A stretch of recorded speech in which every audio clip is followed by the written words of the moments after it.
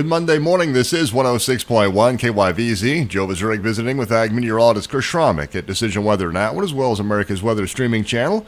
Chris, another fairly mild morning across the area. Yeah, Joe, we've got temperatures starting out here this morning in the middle to upper 50s. They're ranging from 53 degrees in McCook, 54 in Burlington, all the way to 58 in Goodland and 59 in Colby.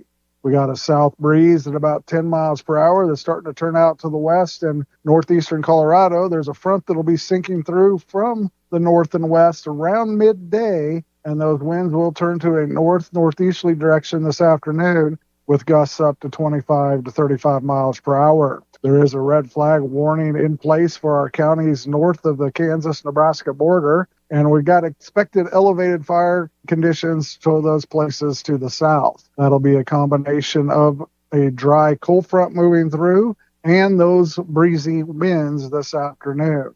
Temperatures will top out in the middle 80s before that front arrives, and then they'll fall to the overnight lows in the upper 30s out to the west of Highway 25 and low 40s to the east as the winds diminish and the skies remain clear.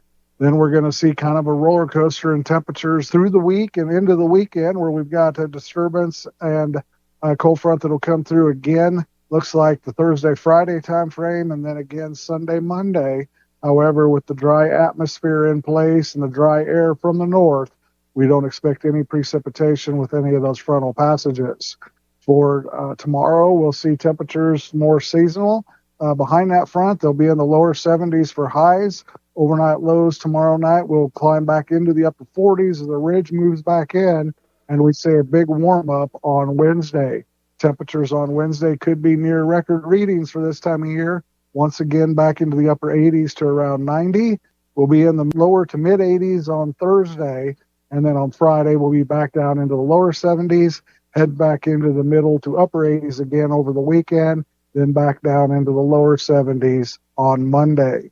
We're going to have to look way down in the forecast for disturbances around the 12th and the 15th before we see any precipitation. And right now, that doesn't look like a whole lot with those systems as well.